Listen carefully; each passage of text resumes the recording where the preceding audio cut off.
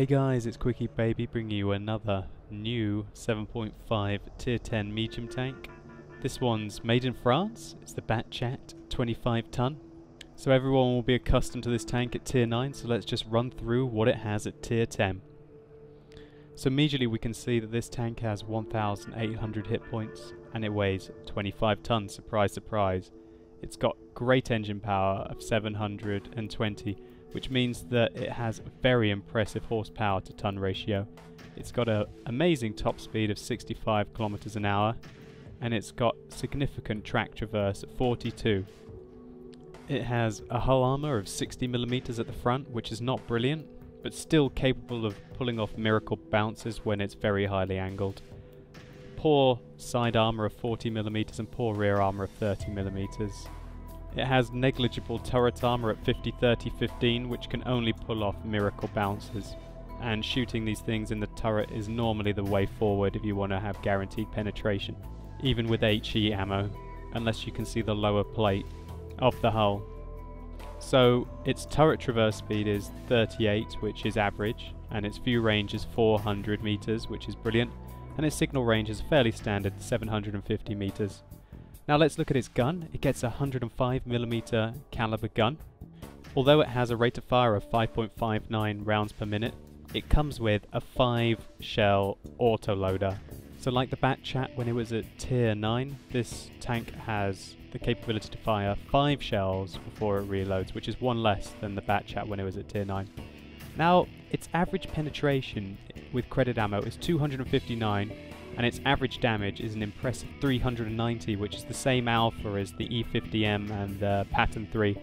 It's got an okay accuracy at 0.38, but its aim time is slightly poor at 2.7. So it costs 200,000 experience to research it from the Lorraine, and here we can see its position at tier 10 above the Lorraine, which is now at tier 9. So let's now get stuck straight in with some gameplay. Just to highlight as well, something I didn't go over in the garage, that you can see that the tank is currently loading APCR, which you can buy for credits on this tank, like all the other tier 10 medium tanks. So we're playing on a map with lots of artillery on fjords, so I've decided to get in an aggressive position. We're immobilized. Bounce stop. Enemy armor is damaged. Here we can see the damage capabilities. This T-62 is making a very big mistake by not directly running away, as we will see why shortly. He left himself completely in the open there to get 2 shots off on me, and that opened him up for artillery fire. Fair enough, this is the test server, but he basically sacrificed himself to get 2 shots off when he should have directly fled. But that's one of the big differences between the BatChat at tier 10 and the T-62A at tier 10, is that it's miles faster than the T-62A in a straight line. It's also worth considering that the Pattern 3 is heavier than the Pattern was at tier 9, which means that the speed difference between the BatChat and the Pattern has increased. So overall, if you're able to get to those key positions first before the other mediums, you're likely to have reloaded and you'll be able to take them out with some support. We've got them. Here we can see how quickly we're able to unload and put rapid damage on artillery targets. We nailed it bad. And put one into the back of an E100 Jagdpanzer. So as with all the French autoloaders, you've got to try and be careful while you're loading. I feel that the safest place to be for this E100 Jagdpanzer is close up to him. I know that he can't track me with his low track traverse. Here I'm trying to stay close to him because I want the artillery to maybe miss and hit the E100, but looks like he missed both of us and he's been taken out. Now the E100 Jagdpanzer is doing the right thing and he's ignoring the target, which he's got no chance of catching, and trying to focus on what he can hit. Stubbornness in World of Tanks is a terrible thing. You've got to be effective, let go of vendettas and try not to get hang-ups and try and take out one individual tank just because of what he may have done to you.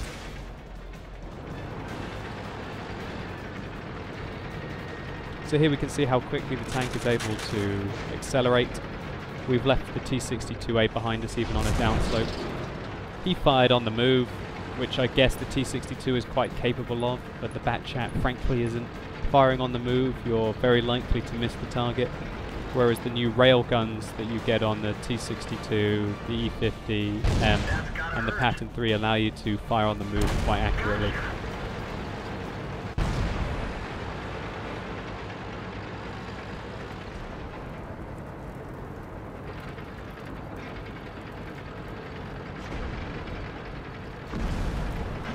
So here we're going against an M48.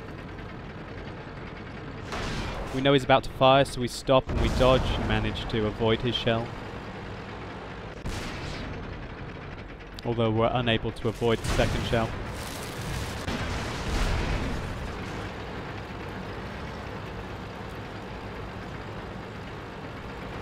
So this game has occurred very rapidly. 11 of their tanks were dead inside the first 4 minutes of the game. This could be due to the fact that we had so many high tier mediums, which will really influence the game and make the action a lot more snappy in 7.5 in my opinion.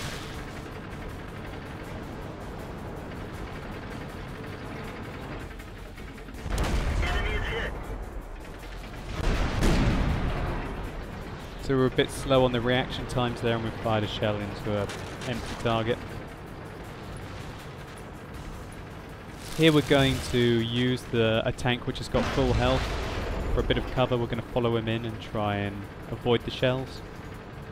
He's got much better armor than I do, so he's got a lot higher chance of bouncing. We see that the Jagdtiger is turning to face him, so I decide to open up on him. And here we can see we're very capable of penetrating IS-4s from the side in quick succession. So we managed to get 1,668 experience on the regular server, along with a near 80k credit haul, as we hit 18 out of 20 targets, and all their tanks were dead within 5 minutes. This thing is able to relocate rapidly and unload when it needs to. Next, let's look at some highlights of examples of combat situations where I feel the BatChat excels. So here we have 4 shells loaded. We can reverse very rapidly in the BatChat. We've spotted the back of some tier 9 heavies and a tier 9 medium. Here we can use the autoloader to switch between our targets. And so effectively we put out 1,560 average damage with those 4 shells, which is very significant in that short time. Here we're in the same game after a reload, and we're completely surrounded. Things are looking pretty grave. So we're going to try and hunt this T62A. 357,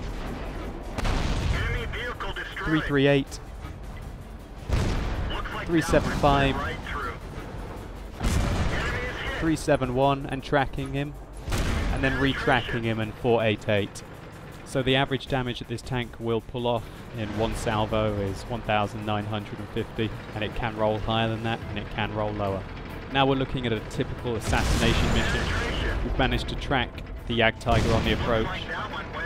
435, 293 with a low roll, finishing them off with 381. This tank is a very effective assassin on the battlefield when used opportunistically.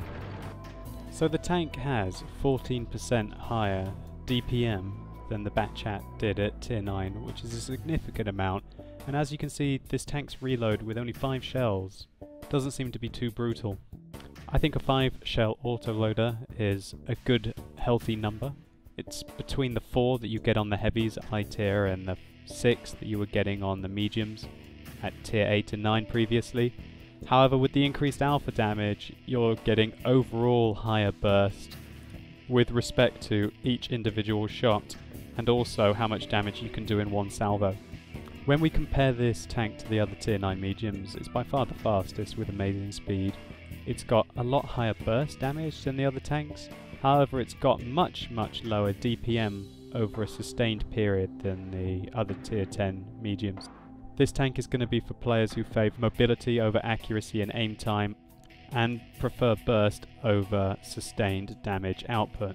I think this is going to be a great tank at tier 10, and should balance in well to the current game mechanics. So thanks a lot for watching my video, guys. I hope you've enjoyed it, and if you want to see more 7.5 content, either check out my other videos or think about seeing my Twitch TV account, which has recordings of all the live streams that I did on the 7.5 test server with commentary from the audience. So if this video has been useful to you, please rate it at the bottom, and if you've agreed or disagreed with anything I've said, then feel free to leave a comment. And if you feel so inclined and you've liked this content enough, then think about subscribing so that you can see my future